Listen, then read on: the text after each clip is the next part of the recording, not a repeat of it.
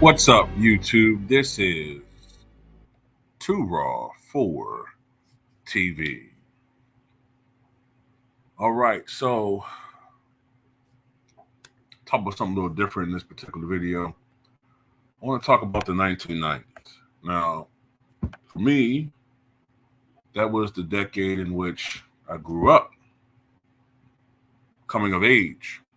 I was born in 1980, so I do remember the 1980s, but the 90s is the first decade that I recall from beginning to end. And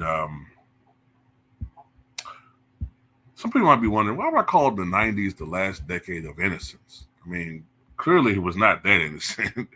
You know what I mean? Murder rates were high in many cities, drug wars, still we had culture wars back then, you know, drugs permeated in our cities, inner cities especially, racism rampant. Uh, that was the decade, I would say, when you really start seeing a real growth in moral decay in our culture and society. So definitely it wasn't the 1950s, even though that wasn't as innocent either, that decade. But what I mean really, the last decade of innocence is it was the last decade in which I thought here in this country, we still had this false sense of, we still had this false sense that we were somehow sheltered from or protected from the dangers that still lurked beyond our invisible border, beyond our invisible walls. You know, beginning that decade, we finally, as a free nation and other allied nations, we had conquered communism. Because, you know, from post World War II all the way to early 90s, we always lived on this threat of nuclear war under the Cold War. So when all of these communist countries started dropping, started faltering, Romania, East Germany, the Soviet Union ultimately, we felt like we had won a battle. Also, that was also the coming of age of the baby boomer generation. The baby boomer generation was that generation that was born between 1946 and 1964. Now, I say coming of age, I mean, they technically came of age in the 70s and 80s, but they came of age as far as ascending to the throne, power. And it was this belief that, well, we finally have made it as a country. We finally have made it as a nation, and that we would have peace and prosperity forever, relatively speaking. But that wasn't the case, as we found September 11, 2001, that we still had enemies around the world. We still have dangers, mortal dangers throughout the world. We still had the same problems. They just shifted to other problems and other enemies. But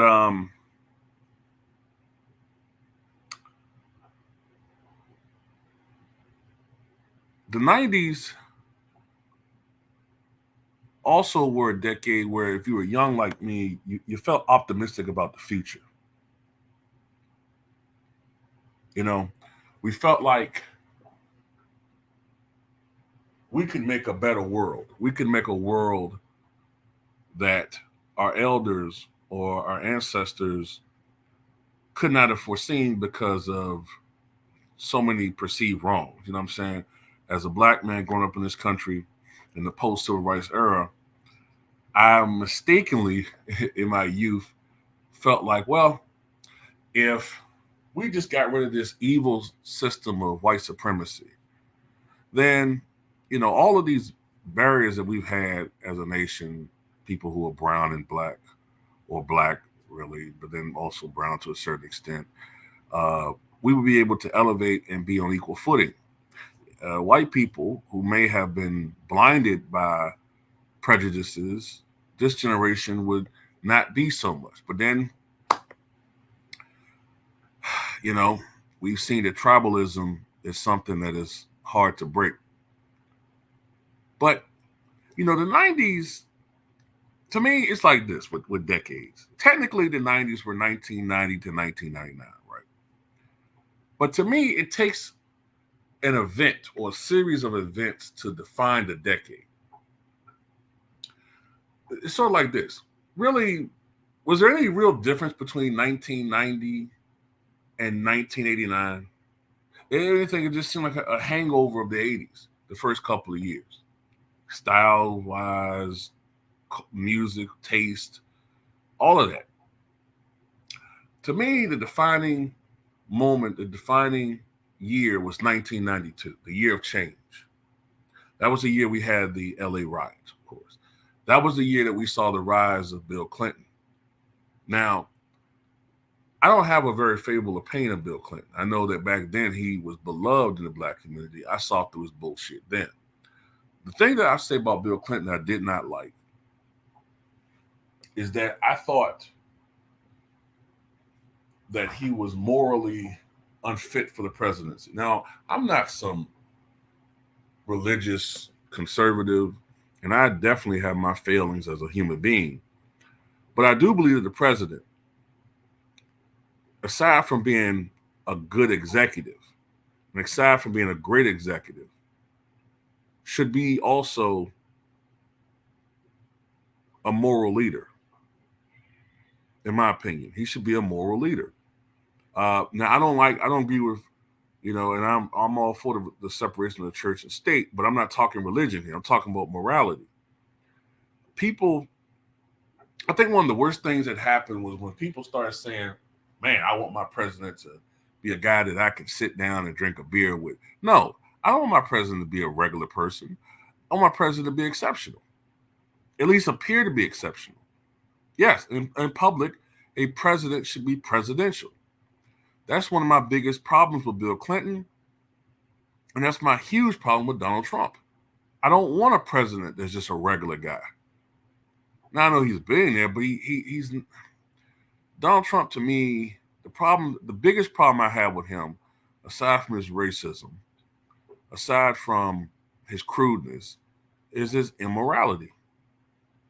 And when I say immorality, I'm not necessarily talking about sexual, although that's there in his past, although his supporters choose to ignore that, but it's his gross immorality.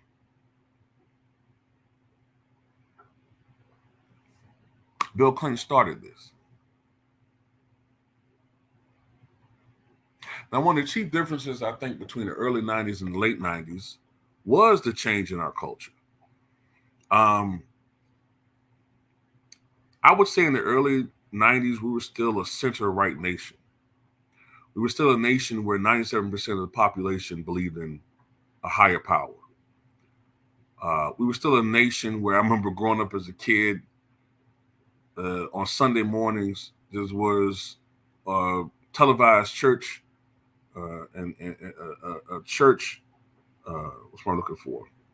Church sermons, broadcasts, pastors. That was the day that we all would look at religious programming. What we see now today, the dismantling of religion in our country, in particular Christianity, started in the 90s. It started in the 90s. The secular movement started really in the 90s. Now, first, it was to counter the Christian coalition movement on the right. And at first, I supported it because I thought that, religion doesn't belong in politics. But then it became co-opted by atheists.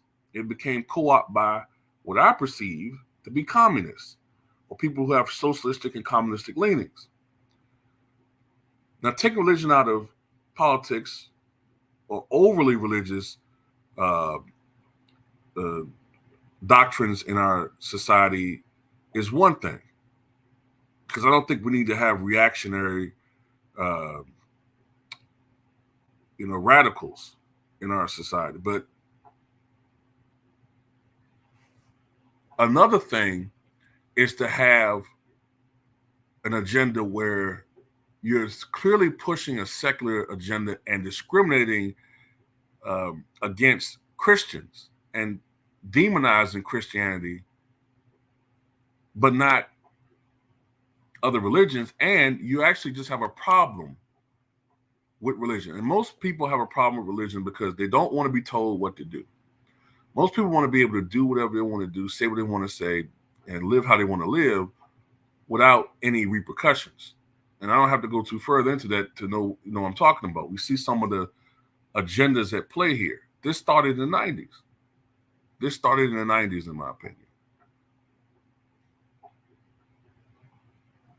To me, I'm not religious, but I think we're better off as a country that was somewhat religious. We were better off because it gives people a moral center. It gives people religion. I think it gives people a motivation to be better than what their natures are. Okay. And it does, let's be honest, something that has been taken away from our society is shame. People are shameless now. You see people going around talking about, just saying their inner thoughts outward. You don't have to tell everybody that you're a sexual deviant. You don't have to glorify these things. You can do what you want to do in private.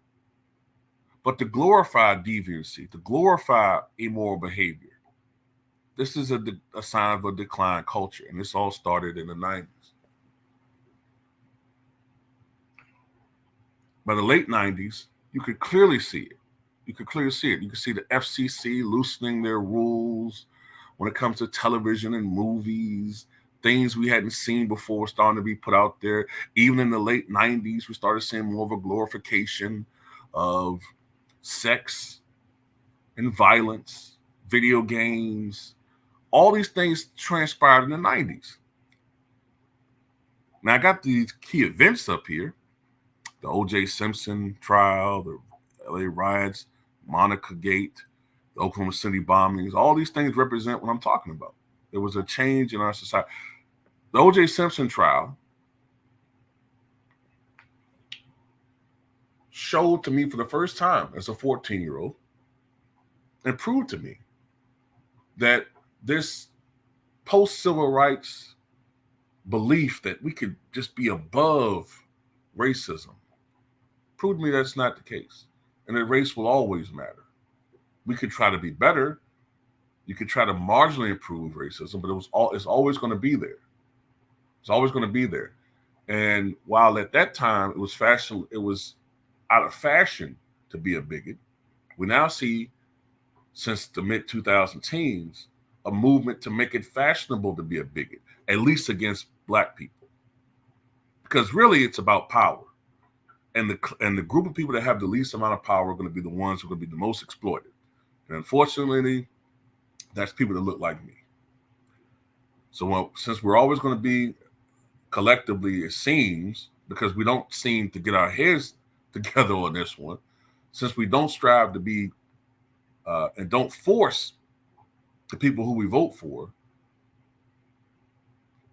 in a teamwork situation to push to strive to be more powerful and to change our culture, we're going to be always in this situation where we're going to be at the tip of the Democratic Party. But that's just, I don't want to get into that.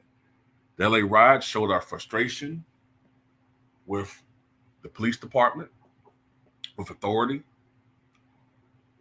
Rodney King, no matter what you want to say about it, that man should not have been beaten like that. Beaten to an inch of his life.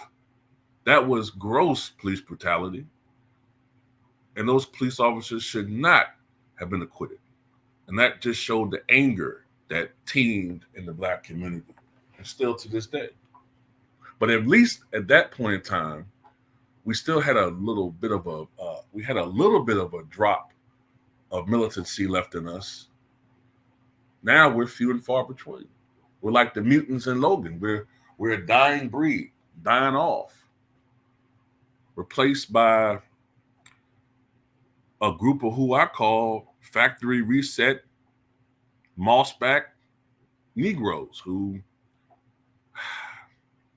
are just one or two generations away from being willing to subject themselves back to indentured servitude of the Jim Crow era. Oklahoma City bombings proved that our society was violent on the inside and violence on the outside threatened us. And that would be, despite the deniers out there, that, oh, we were safe from terrorism, domestic terrorism, Oklahoma City bombing, the first World Trade Center bombing in 93, the Somali embassy bombings, if I remember correctly, it was Somalia embassy bombings in 98. These all prove that there were forces out to harm our country. And 2001 proved that to be the case. And the moral degeneracy of Bill Clinton. So these are some of the defining moments of the 90s, and these are some of the things that I think show differences between the early 90s and the late 90s. We were on a course to where we are today. But anyway, that's all I got to say about that one. What you guys think?